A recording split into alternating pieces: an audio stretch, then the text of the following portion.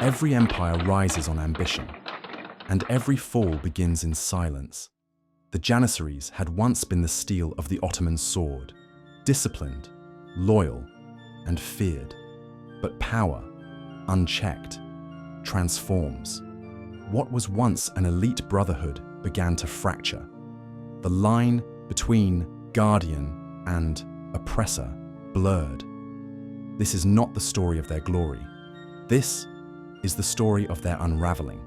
Betrayals, rebellions, blood in the streets, and a final reckoning the empire could no longer avoid. This is the fall of the Janissaries. These battles were not just wars. They were moments that shaped the destiny of empires. The Janissaries were not just soldiers. They were history's executioners, carving the fate of nations with steel, fire, and unbreakable will. For a time, the Janissaries remained the sword of the empire. Even after Suleiman's passing, they continued to carve their mark on history. Under Sokolu Mehmed Pasha, they maintained Ottoman dominance. Their campaigns extended into the Mediterranean, the Caucasus, and the Balkans. The empire was vast, unchallenged, but it was during this period that the first cracks began to show. 1638, Baghdad, the legendary city, once a jewel of the Islamic world, now stood under Persian rule. But the Ottomans would reclaim it, and at their vanguard were the Janissaries.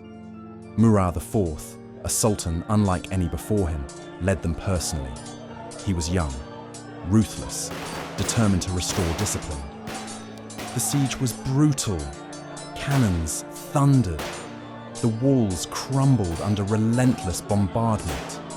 But when the time came for the final assault, it was the Janissaries who broke through first. The city fell. The Safavid army was crushed, and Murad IV, triumphant, rode through the streets of Baghdad, proving the Ottomans were still a force to be feared. It was one of the last great victories the Janissaries would know.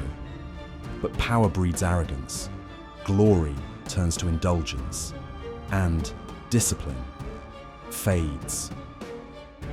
By the late 17th century, the Janissaries were no longer just warriors. They were landowners, traders, and kingmakers. They ignored military reforms, rejecting modern tactics that other European armies were adopting. They meddled in palace politics, choosing who would sit on the throne. The empire, once a mighty machine of war, was now shackled by its own soldiers. When the sultans demanded reform, the Janissaries refused. When war called, they resisted. No longer willing to march to battle, they chose comfort over conquest. Instead of facing the enemy, they turned against their own empire.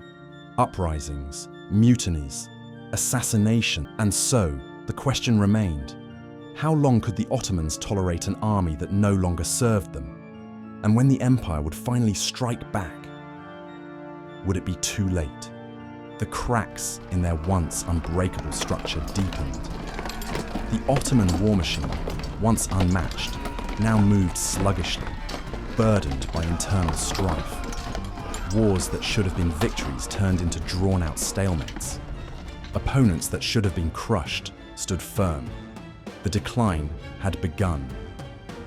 For centuries, the Janissaries had been the masters of war, but no army is invincible forever. Strength without discipline becomes weakness, and their downfall was already written in blood. 1629. Cotton. The Ottoman forces stalled. Sultan Osman II, enraged at his Janissaries' incompetence, sought to reform them. His reward? Betrayal. His own troops dragged him through the streets and executed him. The first Ottoman Sultan to be murdered by his own men. 1683. Vienna. The gateway to Europe. The Ottomans' last great expansion. But greed overtook strategy. Janissaries abandoned their posts, looting villages instead of pressing the attack. Their failure led to catastrophe. the siege was lifted, the Ottomans driven back. Then came the Russo-Turkish Wars. The world was changing. Empires modernized, but the Janissaries resisted. Battle after battle, they fell. No longer warriors, but relics. No longer an elite force, but an anchor, dragging the empire down. The streets of Istanbul bore witness to their growing arrogance. Once, they were the empire's most disciplined warriors. Now, they had become its greatest threat. When displeased with imperial policies, the Janissaries staged violent uprisings, turning their own capital into a war zone. Fires raged through the markets. Merchants were extorted, their goods seized in broad daylight.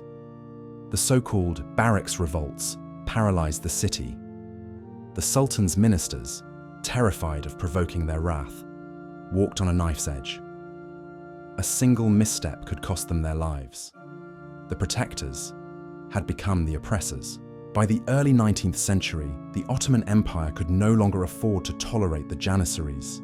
Their unchecked power had turned them into a state within a state, one that Sultan Mahmud II was determined to destroy. June 15th, 1826, a date that would mark the end of an era. The Sultan had spent months preparing, waiting for the perfect moment, and when it came, he struck without mercy. The gates of Istanbul slammed shut. The barracks, once symbols of Janissary power, became their tombs. Imperial cannons roared. Gunfire echoed through the streets. He erased them from existence, and so ended the legacy of the Janissaries, not in battle, but in flames and bloodshed, consumed by the very power they once wielded. The empire had rid itself of a centuries-old problem, but was it too late? For centuries, the Janissaries had been both the shield and the sword of the Ottoman Empire. Their removal was necessary, but it was also a revelation.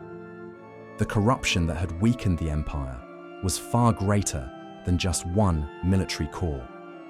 The empire had long been rotting from within. The fall of the Janissaries did not bring revival. It only exposed the disease that had already spread. Without them, the empire limped forward, weakened, dying. The sick man of Europe had finally silenced its unruly soldiers, but it had not silenced its fate.